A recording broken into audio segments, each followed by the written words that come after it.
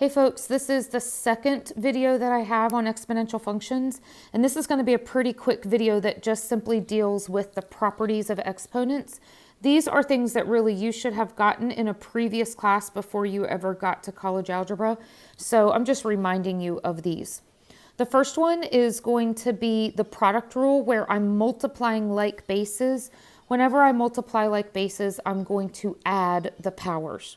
Keep the base the same. Don't do anything funky with the base. Just keep it the same. Add your powers. Number two is called the quotient rule.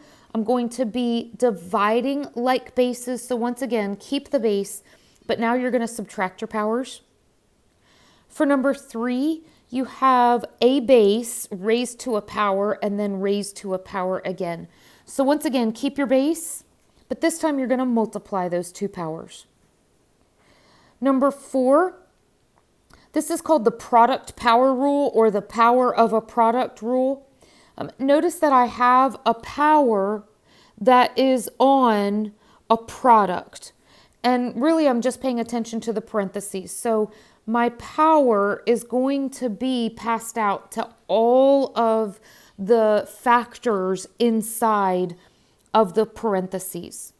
So I'll have an a raised to the x power and a b raised to the x power. Please, please, please note, this only works in multiplying and dividing. If I have something like a plus b raised to the x power, this does not work. A great example of this would be something like x plus 9 quantity squared. We know by this point that you have to take x plus 9 and you have to duplicate it so that you can FOIL. So please do not try to just pass the power out when it comes to adding and subtracting. That only works with multiplying and dividing.